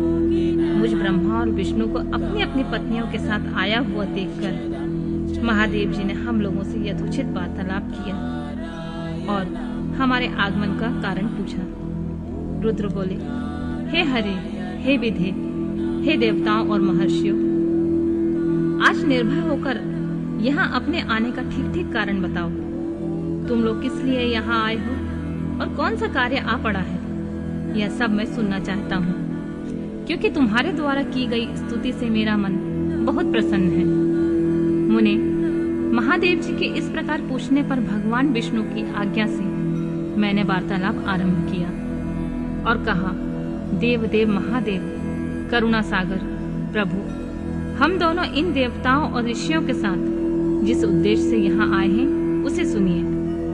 वृषभध्वज, विशेषतः आपके लिए हमारा आगमन हुआ है, क्योंकि हम तीनों सहार्थी हैं। सृष्टि चक्र के संचालक के रूप में प्रयोजन की सिद्धि के लिए एक दूसरे के सहायक हैं। सहार्थी को सदा परस्पर यथायोग्य सहयोग करना चाहिए, अन्यथा यह जगत टिक नहीं सकता है। महेश्वर, कुछ ऐसे असुर उत्पन्न होंगे जो मेरे हाथ से मारे जाएंगे, कुछ भगवान विष्णु के, कुछ आपके हाथों नष्ट होंगे। महाप्रभु, कुछ असुर ऐसे होंगे जो आपके वीर से उत्पन्न हुए पुत्र के हाथ से ही मारे जा सकेंगे। प्रभु, कभी कोई बिरले या असुर ऐसे होंगे जो माया के हाथों द्वारा वध को प्राप्त होंगे। आप भगवान शंकर की कृपा से देवताओं को सदा उत्तम सुख प्राप्त होगा। घोर असुरों का विनाश करके आप जगत को सदा स्वास्थ्य एवं अभय प्रदान करेंगे। अथवा यह भी संभव है आपके हाथ से कोई भी असुर न मारे जाएं, क्योंकि आप सदा योग युक्त रहते हुए राग द्वेष से रहित हैं तथा एकमात्र दया करने में ही लगे रहते हैं। ईश, यदि वे असुर भी अपराधित हों, आपकी दया से अनुग्रहित होते रहें, तो सृष्टि और पालन का कार्य कैसे चल सकता है। अतः वृषभध्वज, आपको प्रतिदिन सृष्टि आदि के उपयुक्त कार्य करने के लिए उद्यत रहना चाहिए। यदि सृष्टि पालन और संहार रूप कर्म न करने हो, तब तो हम माया से जो भिन्न भिन्न शरीर धारण किए हैं, उनकी कोई उपयोगिता अथवा औचित्य नहीं है। वास्तव में हम तीनों एक ही हैं। कार्य के भेद से भिन्न भिन्न देह धारण करके स्थित है।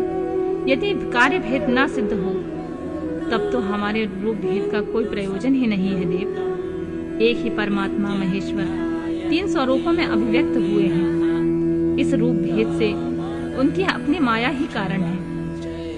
वास्तव में प्रभु स्वतंत्र हैं। वे लीला के उद्देश्य से ही सृष्टि आदि का कार्य करते हैं। भगवान श्री उनके बाएं अंग से प्रकट हुए, मैं ब्रह्मा उनके दाएं अंग से प्रकट हुआ हूँ और आप रुद्रदेव उन सदा शिव के हृदय से आविर्भूत हुए हैं। अतः आप ही शिव के परिपूर्ण रूप हैं प्रभु। इस प्रकार अभिन्न रूप होते हुए भी हम तीनों रूपों में प्रकट हैं। सनातन देव, हम तीनों उन्हीं भगवान सदाशिव और शिवा के पुत्र हैं। इस यथार्थ तत्व का आप हृदय से अनुभव कीजिए। प्रभु, मैं और श्री विष्णु आपके आदेशों से प्रसन्नता पूर्वक लोक की सृष्टि और पालन के कार्य कर रहे हैं। अतः कार्य कारणवश सपत्नीक हो गए हैं। अतः आप भी विश्व हित के लिए देवताओं को सुख पहुंचाने के लिए एक परम सुंदरी रमणी को अपनी पत्नी बनाने के लिए ग्रहण करें। महेश्वर, एक बात और है, उसे सुनिए। मुझे पहले के वृतांत का स्मरण हो आया है। पूर्व काल में आपने ही शिव रूप में जो बात हमारे सामने कही थी वही इस समय सुना रहा हूँ। आपने कहा था, ब्राह्मण, मेरा ऐसा ही उत्तम रूप तुम्हारे अंग विशेष ललाट से प्रकट होगा जिसकी लोक में रुद्र नाम से प्रसिद्धि होगी। तुम ब्रह्मा सृष्टिकर्ता हो गए, श्री हरि जगत का पालन करते हुए, और मैं सगुण रुद्र रूप होकर संहार करने वाला होऊंगा। एक स्त्री के साथ विवाह करके लोक के उत्तम कार्य की सिद्धि करूंगा। अपनी कही हुई इस बात को याद करके आप अपनी ही पूर्व प्रतिज्ञा को पूर्ण कीजिए स्वामी। आपका यह आदेश है कि मैं सृष्टि करूं, श्री हरि पालन करें और आप स्वयं संहार के हेतु बनकर प्रकट हो। सो आप साक्षात शिव ही संहारकर्ता के रूप में प्रकट हुए हैं। आपके बिना हम दोनों अपना अपना कार्य करने में समर्थ नहीं हैं। अतएव आप ऐसी कामनी को स्वीकार करें जो लोक हित के कार्य में तत्पर रहे। शंभु, जैसे लक्ष्मी भगवान विष्णु की और सावित्री मेरी सहधर्मिणी है, उसी प्रकार आप अपनी जीवन सहचरी प्राण वल्लभा को ग्रहण कीजिए। मेरी यह बात सुनकर लोकेश्वर महादेव जी के मुख पर मुस्कुराहट दौड़ गई। वे श्री हरि के सामने मुझसे इस प्रकार बोले, ब्राह्मण, हरे, तुम दोनों मुझे सदा ही अत्यंत प्रिय हो। तुम दोनों को देखकर मुझे बड़ा आनंद मिलता है। तुम लोग समस्त देवताओं में श्रेष्ठ तथा त्रिलोकी के स्वामी हो। लोक हित के कार्य से मन लगाए रखने वाले तुम दोनों का वचन मेरी दृष्टि से अत्यंत गौरवपूर्ण है। किंतु सुरश्रेष्ठ गण, मेरे लिए विवाह करना उचित नहीं होगा, क्योंकि मैं तपस्या में संलग्न रहकर सदा संसार से विरक्त रहता हूँ और योगी के रूप में मेरी प्रसिद्धि है, जो निवृत्ति में सुंदर मार्ग पर स्थित है। अपनी आत्मा में ही स्मरण करता आनंद मानता हूँ। निरंजन है, जिसका शरीर अवभूत हो, जो ज्ञानी, आत्मदर्शी और कामनाओं से शून्य है, जिसके मन में कोई विकार नहीं है, जो भोगों से दूर रहता है तथा जो सदा अपवित्र और अमंगल वेशधारी है। उस संसार से कामने से क्या प्रयोजन है, यह इस समय मुझे बताओ तो सही। मुझे और सदा केवल योग में लगे रहने पर भी आनंद आता है। ज्ञानहीन पुरुष यह ज्ञान को छोड़कर भोग को अधिक महत्व देता है। संसार में विवाह करना पराये बंधन में बंधना है, इससे बहुत बड़ा बंधन समझना चाहिए। इसलिए मैं सत्य सत्य कहता हूँ, विवाह के लिए मेरे मन में थोड़ी सी भी अभिरुचि नहीं है। आत्मा ही अपना उत्तम अर्थ अथवा स्वार्थ है। उसका भली भांति चिंतन करने के कारण मेरी लौकिक स्वार्थ में प्रवृत्ति नहीं है। तथापि जगत के हित के लिए तुमने जो कहा है उसे करूंगा। तुम्हारे वचन को गरिष्ठ मानकर अथवा अपनी कही हुई बात को पूर्ण करने के लिए मैं अवश्य विवाह करूंगा, क्योंकि मैं सदा भक्तों के वश में रहता हूँ। परंतु मैं जैसी नारी को प्रिय पत्नी के रूप में ग्रहण करूंगा, जैसी शर्त के साथ करूंगा, उसे सुनो। हरे ब्राह्मण, मैं जो कुछ कहता हूँ वह सर्वथा उचित है। जो नारी मेरे तेज को विभाग पूर्वक ग्रहण कर सके, जियोग्नि तथा इच्छानुसार रूप धारण करने वाली हो, उसी को तुम पत्नी बनाने के लिए मुझे बताओ। जब मैं योग में तत्पर रहूं, तब उसे भी योगिनी बनकर रहना होगा। तब मैं काम सक्त हूँ, तब उसे कामनी के रूप में मेरे पास रहना होगा। वेद वेता विद्वान जिसे अविनाशी बतलाते हैं, उन ज्योति स्वरूप सनातन शिव का मैं सदा चिंतन करता हूँ और करता रहूंगा। ब्राह्मण, उन सदाशिव के चिंतन में जब मैं लगा हूँ तभी उस भामिनी के साथ समागम कर सकता हूँ जो मेरे शिव चिंतन में विघ्न डालने वाली होगी। वह जीवित नहीं रह सकती, उसे अपने जीवन से हाथ धोना पड़ेगा। तुम विष्णु और मैं तीनों ही ब्रह्मा स्वरूप शिव के अंशभूत हैं। अतः महाभागण हमारे लिए उनका निरंतर चिंतन करना ही उचित है। कमलासन, उनके चिंतन के लिए मैं बिना विवाह के ही रह लूंगा, किंतु उनका चिंतन छोड़कर विवाह नहीं करूंगा। अतः तुम मुझे ऐसी पत्नी प्रदान करो जो सदा मेरे कर्म के अनुकूल चल सके। ब्राह्मण, उससे भी मेरी एक और शर्त है, उसे भी तुम सुनो। यदि उस स्त्री का मुझ पर और मेरे वचनों पर अविश्वास होगा तो मैं उसे त्याग दूंगा। उनकी यह बात सुनकर मैंने और श्री हरि ने मंद मुस्कान के साथ मन ही मन प्रसन्नता का अनुभव किया।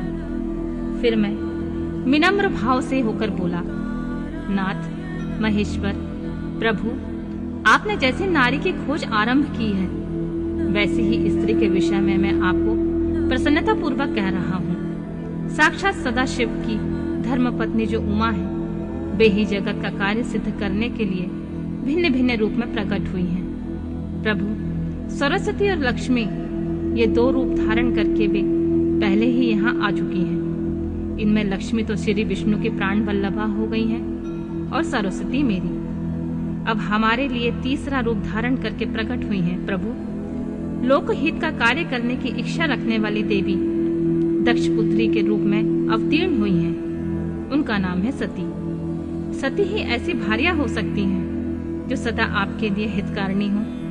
देवेश, महातेज तपस्विनी सती आपके लिए आपको पति रूप में प्राप्त करने के लिए दृढ़ता पूर्वक कठोर व्रत का पालन करती हुई तपस्या कर रही हैं। महेश्वर, आप उन्हें वर देने के लिए जाइए, कृपा कीजिए और बड़ी प्रसन्नता के साथ उन्हें उनकी तपस्या के अनुरूप वर देकर उनके साथ विवाह कीजिए। शंकर, भगवान विष्णु की, मेरी तथा इन संपूर्ण देवताओं की यही इच्छा है। आप अपने शुभ दृष्टि से हमारी इस इच्छा को पूर्ण कीजिए, जिससे हम आदर पूर्वक इस उत्सव को देख सकें। ऐसा होने में तीनों लोकों में सुख देने वाला परम मंगल होगा और सबकी सारी चिंताएं मिट जाएंगी, इसमें कोई संशय नहीं है।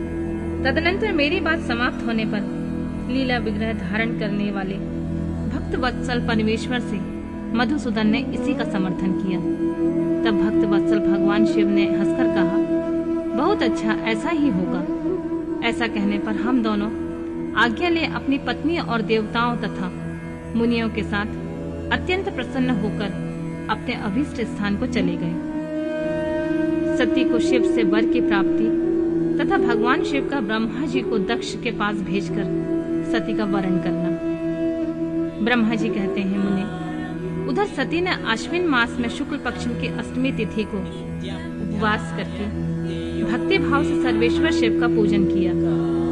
इस प्रकार नंद व्रत पूर्ण होने पर नौवीं तिथि के दिन में ध्यान मग्न हुई। सती को भगवान शिव ने प्रत्यक्ष दर्शन दिया। उनका अविग्रह सर्वांग सुंदर तथा गौण वर्ण वाला था। उनके 5 मुख थे, प्रत्येक मुख में 3-3 नेत्र थे। भाल देश में चंद्रमा शोभा दे रहा था। उनका चित्त प्रसन्न था और कंठ में नील चिन्ह दृष्टिगोचर होता था। उनकी 4 भुजाएं थीं। उन्होंने हाथों में त्रिशूल, ब्रह्म कपाल, वर तथा अभय धारण कर रखे थे। भस्ममय अंगराग से उनका सारा शरीर उद्दासित हो रहा था। गंगा जी उनके मस्तक की शोभा बढ़ा रही थी। उनके सभी अंग बड़े मनोहर थे। वे महान लावण्य के धाम जान पड़ते थे। उनके मुख करोड़ों चंद्रमा के समान प्रकाशमान हो रहे थे। उनकी अंग कांति करोड़ों कामदेव को निष्कृत कर रही थी तथा उनकी आकृति स्त्रियों के लिए सर्वथा ही प्रिय थी। सती ने ऐसे सौंदर्य माधुर्य से युक्त प्रभु महादेव जी को प्रत्यक्ष देखकर उनके चरणों की वंदना की। उस समय उनका मुख लज्जा से झुका हुआ था। तपस्या के पुण्य का फल प्रदान करने वाले महादेव जी उन्हीं के लिए कठोर व्रत धारण करने वाली सती को पत्नी बनाने के लिए प्राप्त करने की इच्छा रखते हुए उनसे इस प्रकार बोले। कहा, उत्तम व्रत का पालन करने वाली दक्षनंदिनी, मैं तुम्हारे इस व्रत से बहुत प्रसन्न हूँ, इसलिए कोई वर मांगो। तुम्हारे मन को जो अभीष्ट होगा वही वर मैं तुम्हें दूंगा। ब्रह्मा जी कहते हैं, मुने, जगदीश्वर महादेव जी यद्यपि सती के मनोभाव को जानते थे तो वे भी उनकी बात सुनने के लिए बोले, कोई वर मांगो। परंतु सती लज्जा के अधीन हो गई थी, इसलिए उनके हृदय जो बात थी वो स्पष्ट शब्दों में कह न सकी। उनका जो अभीष्ट मनोरथ था वह लज्जा से आच्छादित था। प्राण बल्लभ शिव के प्रिय वचन सुनकर सती अत्यंत प्रेम में मग्न हो गई। इस बात को जानकर भक्त वत्सल भगवान शिव बड़े प्रसन्न हुए और शीघ्रता पूर्वक बारंबार कहने लगे, वर मांगो, वर मांगो। सत्पुरुषों के आश्रयभूत अंतर्यामी शंभु सती की भक्ति के वशीभूत हो गए थे। तब सती ने अपनी लज्जा को रोककर महादेव जी से कहा, वर देने वाले प्रभु, मुझे मेरी इच्छा के अनुसार ऐसा वर दीजिए जो टल न सके। भक्त वत्सल भगवान शंकर ने देखा सती अपनी बात पूरी नहीं कह पा रही है, तब वे स्वयं ही उनसे बोले, देवी, तुम मेरी भार्या हो जाओ। अपने अभिष्ट फल को प्रकट करने वाले उनके इस वचनों को सुनकर आनंद मग्न हुई सती चुपचाप खड़ी रह गई, क्योंकि मनोवांछित फल पा चुकी थी। फिर दक्ष कन्या प्रसन्न हो अपने दोनों हाथ जोड़कर मस्तक झुकाकर भक्त वत्सल शिव से बारंबार कहने लगी, देवादिदेव महादेव, प्रभु जगतपति, आप मेरे पिता को कहकर वैवाहिक विधि से मेरा पारिग्रहण करें। ब्रह्मा जी कहते हैं, नारद, सती की यह बात सुनकर भक्त वत्सल महेश्वर ने प्रेम से उनकी ओर देखकर कहा, प्रिय, ऐसा ही होगा। तब दक्ष कन्या सती भी भगवान शिव को प्रणाम करके भक्ति पूर्वक विदा मांगी। जाने की आज्ञा प्राप्त करके मोह और आनंद से युक्त माता के पास लौट गई। इधर भगवान शिव भी हिमालय पर अपने आश्रम में प्रवेश करके दक्ष कन्या सती के वियोग में कुछ कष्ट का अनुभव करते हुए उन्हीं का चिंतन करने लगे। देवर्षि फिर मन को एकाग्र करके लौकिक गति का आश्रय ले भगवान शंकर ने मन ही मन मेरा स्मरण किया। त्रिशूलधारी महेश्वर के स्मरण करने पर उनकी सिद्धि से प्रेरित हो मैं तुरंत ही उनके सामने जा खड़ा हुआ। तात हिमालय के शिखर पर जहाँ सती के वियोग का अनुभव करने वाले महादेव जी विद्यमान थे, वहीं मैं सरस्वती के साथ उपस्थित हो गया। देवर्षि, सरस्वती सहित आया मुझे देख सती के प्रेम पाश में बंधे हुए शिव जी उत्सुकता पूर्वक बोले, ब्राह्मण, जब से विवाह के कार्य में स्वार्थ बुद्धि कर बैठा हूँ, तब से अब मुझे इस स्वार्थ में ही स्वतः तुझसे प्रतीत होता है। दक्ष कन्या सती ने बड़ी भक्ति से मेरी आराधना की है। उसके नंदा व्रत के प्रभाव से मैंने उसे अभीष्ट वर देने की घोषणा की है। ब्राह्मण, तब उसने मुझसे यह वर मांगा कि आप ही मेरे पति हो जाइए। यह सुनकर सर्वथा संतुष्ट होकर मैंने यह कह दिया, तुम मेरी पत्नी हो जाओ। अब दक्षायनी सती मुझसे बोली, जगतपति, आप मेरे पिताजी को सूचित करके वैवाहिक विधि से मुझे ग्रहण करें। ब्राह्मण, उसकी भक्ति से संतोष होने के कारण मैंने उसका यह अनुरोध स्वीकार कर लिया। विधाता, तब सती अपनी माता के घर चली गई और मैं यहाँ चला आया। इसलिए अब तुम मेरी आज्ञा से दक्ष के घर जाओ और ऐसा यत्न करो जिससे प्रजापति दक्ष शीघ्र ही मुझे अपनी कन्या का दान कर दें। उनके इस प्रकार आज्ञा देने पर मैं कृतकृत हो और प्रसन्न हो गया तथा उन भक्त वत्सल विश्वनाथ से इस प्रकार बोला, भगवान शंभु, आपने जो कुछ कहा है उस पर भली भांति विचार करके हम लोगों ने पहले ही उसे सुनिश्चित कर दिया है। वृषभध्वज, इसमें मुख्यतः देवताओं और मेरा भी स्वार्थ है। दक्ष स्वयं ही आपको अपनी कन्या प्रदान करेंगे, किंतु आपकी आज्ञा से भी उनके सामने आपका संदेश कह दूंगा। सर्वेश्वर महाप्रभु महादेव से ऐसा कहकर मैं अत्यंत वेग वाली रथ के द्वारा दक्ष के घर जा पहुंचा। नारद जी ने पूछा, वक्ताओं में श्रेष्ठ महाभाग विधाता, बताइए, जब सती घर पर लौटकर आईं, तब दक्ष ने उनके लिए क्या किया? ब्रह्मा जी ने कहा, तपस्या करके मनोवांछित वर पाकर सती जब घर को लौट गईं, तब वहां उन्होंने माता पिता को प्रणाम किया। सती ने अपनी सखी के द्वारा माता पिता को तपस्या संबंधी सब समाचार कहलवाया। सखी ने यह भी सूचित किया कि सती को महेश्वर से वर की प्राप्ति हुई है और वे सती की भक्ति से बहुत संतुष्ट हुए हैं। सखी के मुंह से सारा वृतांत सुनकर माता पिता को बड़ा आनंद प्राप्त हुआ और उन्होंने महान उत्सव किया।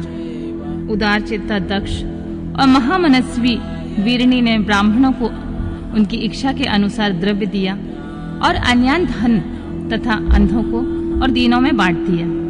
प्रसन्नता बढ़ाने वाली अपनी पुत्री को हृदय से लगाकर माता वीरणी ने उनका मस्तक सूंघा और आनंद मग्न होकर उसकी बारंबार प्रशंसा की।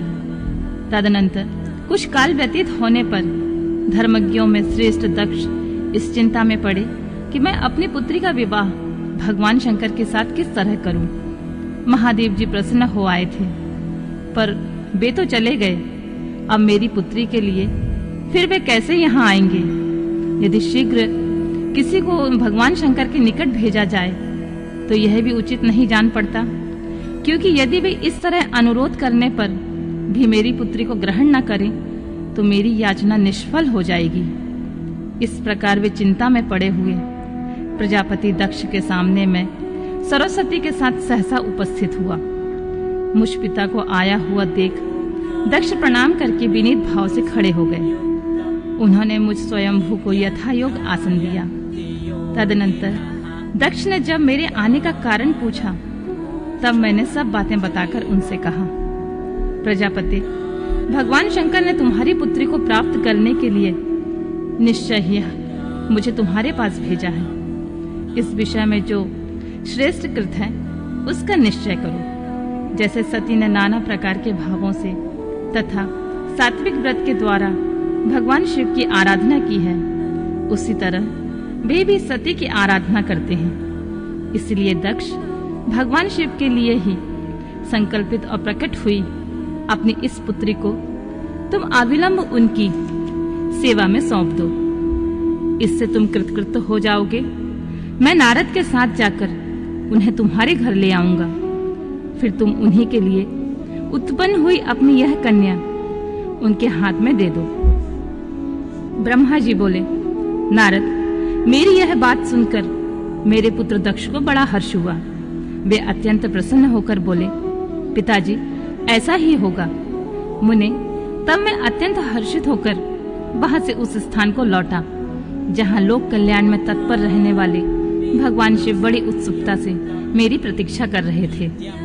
नारद, मेरे लौट आने पर स्त्री और पुत्री सहित प्रजापति दक्ष भी पूर्ण काम हो गए। वे इतने संतुष्ट हुए मानो अमृत पीकर अघा गए हों।